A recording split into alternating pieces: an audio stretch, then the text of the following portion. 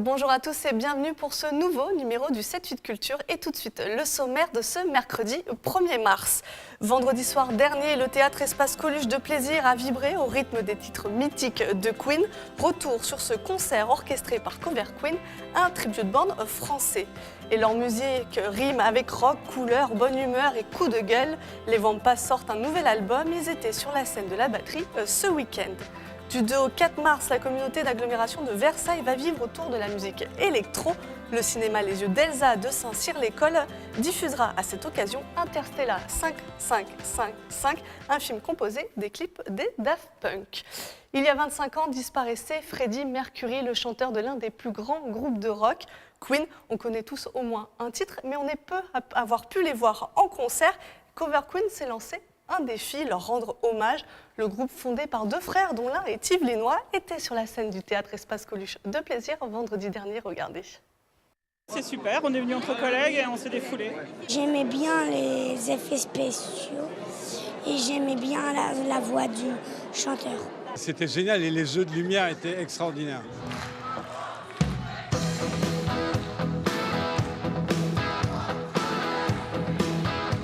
Ça chantait, ça dansait. Difficile pour les spectateurs du théâtre Espace Coluche de rester à sa place. Sur scène, Cover Queen, tribute band français, enchaîne les titres du mythique groupe britannique. Il y a des morceaux qu'on cherche à refaire vraiment textuellement parce qu'ils nous plaisent, parce que l'arrangement il est fait comme ça et on ne peut pas y toucher.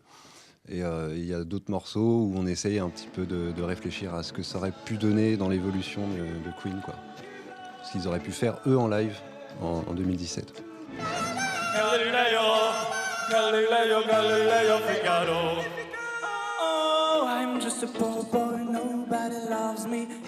Bohemian Rhapsody, Radio Gaga, les fans étaient servis. Avec effets pyrotechniques, qualité musicale et prouesse vocale, les marques de fabrique des Britanniques. Cover Queen est fondé par Fred et Alexandre Karamia. Le groupe enflamme les salles depuis 10 ans. Au début, les gens se posent toujours des questions. Alors, est-ce qu'il va chanter comme Freddie Mercury? Est-ce que... voilà. En fait, on ne remplace pas Queen. Je ne remplace pas Freddie Mercury. On essaye de rendre notre hommage à nous. Et voilà, le but, c'est qu'il y a la puissance scénique que Queen avait, que les gens participent, qu'il y ait une communion avec le public. Si vous les avez ratés, le prochain rendez-vous dans les Yvelines, ce sera le 13 mai au Théâtre des Arcades de Buc, parce que...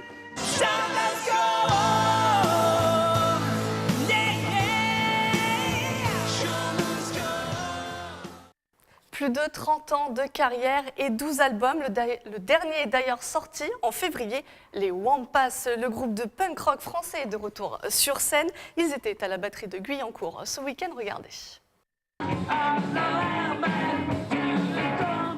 Un mois de tournée déjà et un arrêt par Guyancourt. Les Vampas, menés depuis 34 ans par Didier Vampas, un rocker authentique, étaient présents à la batterie pour présenter leur dernier album. Evangelisti, c'était un peu une légende des joutes. Il a gagné 5-6 fois. C'est un bonhomme, il fait 200 kilos. Et cette année, visiblement, on ne voulait pas qu'il gagne. On l'a éliminé injustement. Et j'étais là, quand j'ai vu ça m'a révolté. Je me suis dit, j'ai appelé l'album Evangelisti pour le venger. Evangelisti, je raconte plein de choses, plein de petites anecdotes, plein de petites tranches de vie. Voilà. Il n'y a pas de grand message, il n'y a jamais de grand message. Je fais plein de petits messages qui font un grand message, peut-être, je ne sais pas. Sorti le 12 février, Evangelisti, c'est l'histoire d'un groupe dispersé aux quatre coins de la France. Un groupe hors du temps qui s'attaque aux sujets quotidiens. J'écris pas trop. Des fois, je mets une ou deux idées sur des carnets, mais pas grand-chose. Et c'est en studio que j'écris presque toujours tout. Tout sort comme ça. Je fais les chansons d'abord en yaourt. C'est Baby, you know what I love about you and I never want to do. Et après, il faut mettre des paroles. Et je fais ça en studio. J'ai des idées ou pas. Et après, faut mettre des paroles là-dessus. Il n'y a pas de nostalgie du tout, non. Aucune nostalgie. Non, tu sais, il n'y a pas de nostalgie. Déjà, on essaie de pouvoir apprendre tous les nouveaux morceaux, bien les jouer sur scène, essayer. C'est nouveau tous les soirs. Sans attache, le groupe parcourt le pays pour assouvir sa passion de la musique rock. Les Vampas ne comptent pas s'arrêter en si bon chemin et poursuivront leur tournée jusqu'à l'été.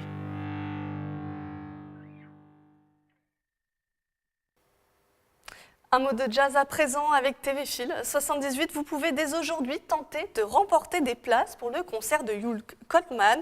Pour cela, rien de plus simple, direction la page Facebook de TV Phil 78, likez la publication du jeu concours et surtout nommez la personne qui vous accompagnera. Résultat du tirage au sort le 14 mars et pour vous donner envie, un extrait.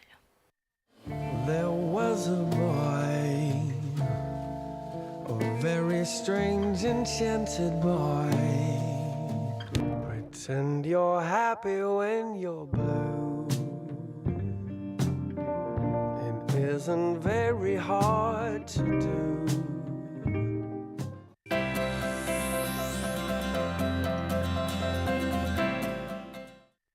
Le coup de cœur cinéma de la semaine est un rendez-vous musical. Bertrand Pigné d'Elsa de Saint-Cyr-l'École vous le présente, écoutez. Le coup de cœur du cinéma Les Yeux d'Elsa cette semaine, c'est une projection de film et un concert qui aura lieu le 4 mars ici au cinéma Les Yeux d'Elsa et ça se passe dans le cadre du festival Electrochic, Versailles Touch, un festival qui est organisé par la communauté d'agglomération de Versailles Grand Parc. Il y a plusieurs événements du 2 au 4 mars autour de Versailles. Nous, on accueille un événement, c'est-à-dire le concert d'un groupe qui s'appelle Anyways, un groupe de pop, rock, électro, qui se produira sur la scène derrière moi. Et juste après ce concert, on présentera un film qui est rarement vu au cinéma, qui s'appelle Interstellar 5555, The Secret Story of the Star System. C'est un film un peu particulier parce qu'il n'est composé que de clips de l'album Discovery de Daft Punk. Alors pour ceux qui s'en souviennent, Daft Punk, tout le monde le sait, grand groupe français d'électro. En 2001, ils sortent Discovery, qui est vendu par une série de clips qui sont des clips fabriqués en animation, une animation qui ressemble, pour les plus anciens d'entre nous qui le sauront, à Albator, à ce genre de dessin animé-là des années 80. Et puis, alors que l'album est déjà vendu, tout à coup sort un film et on se rend compte que tous ces clips sont, quand on les assemble dans un certain ordre, sont un long métrage, une seule histoire de 1 heure. Eh bien, c'est ce long métrage qu'on vous propose de voir ici le samedi 4 mars à partir de 20h30 au cinéma Les Yeux d'Elsa. N'hésitez pas à chercher les renseignements, il suffit de taper Festival Electrochic et vous trouverez tout ce qu'il vous faut. Bertrand vient juste d'en parler, le festival Electrochic, alors des animations, mais aussi des concerts. 3 soirées de musique électronique du 2 au 4 mars. Vous pourrez découvrir des groupes en devenir, peut-être les successeurs des Versaillais, Daft Punk ou R. Ludovic Moreau nous en dit un peu plus, il était l'invité de Camille Lambert le vendredi 24 février. Avec une soirée 100% Versailles, le jeudi 2, avec notamment Encore, Turzy et Saint-Michel, qui sont voilà, des produits de Versailles. Et ensuite, donc, le deuxième jour, on découvrira Juarez, qui est une création spéciale pour l'événement, Tilacine aussi, qui est un jeune artiste très prometteur, et Danger. Et le troisième soir, il y aura Agar Agar, Caspian Pool d'abord, Agar Agar, une jeune équipe voilà, très prometteuse, et ensuite Cassius, qui est vraiment la figure, une des figures de la French Touch des années 90-2000. Et pour en savoir un peu plus, vous pouvez retrouver l'intégralité de cet entretien sur notre site internet tvfil78.com, rubrique émission 78 loisirs. On passe maintenant à une page exposition depuis le 24 février.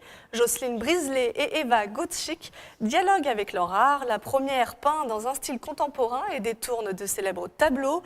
La seconde sculpte la question de l'équilibre et leur création s'entremêle jusqu'au dimanche 5 mars. Je m'approprie ces chefs-d'œuvre et je fais un travail autour de ça qui accompagne l'œuvre connue. Parfois, je la transforme, je mets des pointes d'humour, j'essaye de faire parfois de l'ironie et j'accompagne donc cette référence. Ça peut être un extrait de l'œuvre, hein, pas forcément l'œuvre en entier. Un sujet en particulier où la sculpture, je peux la positionner de différentes manières. C'est-à-dire qu'il n'y a pas de particulièrement frontalité, il n'y a pas de face, il n'y a pas de côté. On peut prendre dans la main et regarder de tous les côtés et on peut la poser aussi dans différentes manières. Des photos et non des œuvres pour sa nouvelle exposition à l'occasion de ses 20 ans. Le Conservatoire des Arts de Montigny-le-Bretonneux présente des visages, ceux des 580 personnes qui font vivre la structure. Ils sont professeurs ou élèves et le trombinoscope est à découvrir jusqu'au 8 mars prochain. Écoutez Sophie Poliakov, la directrice du Conservatoire. Nous avons voulu montrer le vrai visage du Conservatoire. C'est-à-dire montrer un peu quelles sont les 580 personnes qui viennent chaque semaine prendre des cours, donner de leur temps, essayer d'apprendre petit à petit la pédagogie et donc nous dispensons ici. On parle essentiellement des élèves, donc des enfants, puisque les plus jeunes ont 5 ans, jusqu'aux plus âgés, bien évidemment les plus débutants et les confirmés, c'est-à-dire que certains sont là depuis 20 ans. L'histoire de France s'exporte à l'étranger et ça fonctionne. C'est en tout cas le constat que l'on peut faire avec la fréquentation d'une exposition qui s'est tenue à Tokyo. Marie-Antoinette, une reine à Versailles, a accueilli plus de 420 000 visiteurs en 4 mois. C'était la première fois qu'une exposition était consacrée à la reine Marie-Antoinette hors de France. Plus de 150 œuvres issues des collections du château et de prêts publics et privés avaient fait le voyage jusqu'au Moriarty Gallery de Tokyo. Les visiteurs ont pu découvrir l'histoire de la reine avec notamment la reconstitution de pièces du château.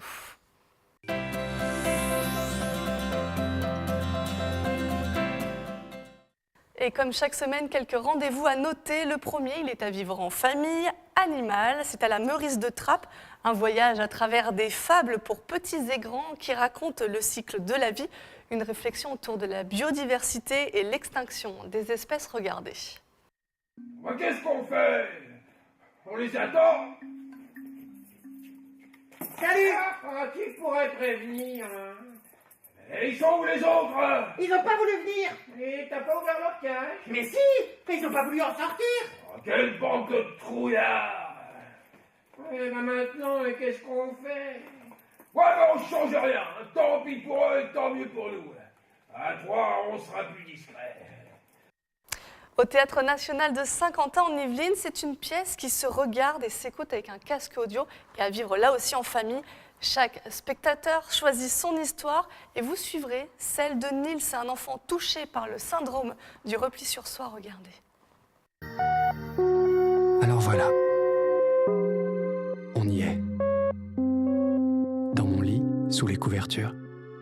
Ça vient juste de se produire. Mes parents ont pris la décision de se connecter à ma mémoire interne. Ils vont entrer dans le système de sécurité de mon cerveau et s'introduire dans mes souvenirs. Les parents ont le droit de faire ça. Il paraît que dans certaines situations, ça peut aider à régler des problèmes. Et un dernier rendez-vous avant de nous quitter, du 2 au 25 mars, c'est le 19e Printemps des Poètes. Cette année, les Afriques sont au cœur de cette nouvelle édition. Rencontres, lectures et expositions. Toute la programmation est à découvrir sur le site internet de Kiosque.